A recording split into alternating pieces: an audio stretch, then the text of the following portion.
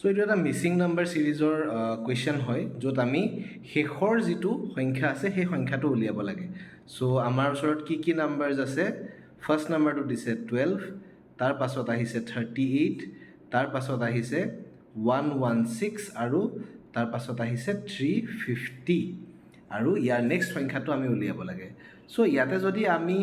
12 আৰু 38ৰ মাজত যদি ৰিলেশ্যন চাবলৈ যাওঁ তেন্তে 12ৰ লগত যদিহে আমি ইনটু 3 কৰোঁ তেতিয়াহ'লে কিমান হ'ব 12 ইনটু 3 হ'ব 36 আৰু তাৰ লগত যদি আমি 2 যোগ কৰোঁ তেতিয়াহ'লে 38 হ'ব ঠিক তেনেকৈ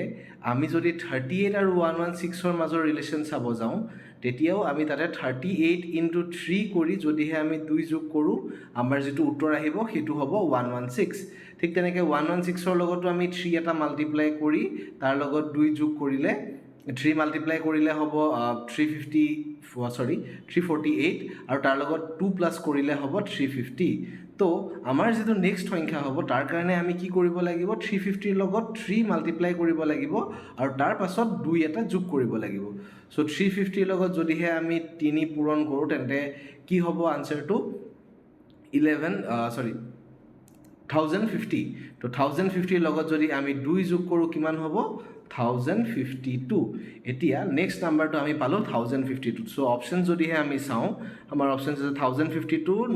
986 916 আৰু 1012 তো আমাৰ অপশ্যন এ টো কাৰেক্ট আনসাৰ হ'ব ধন্যবাদ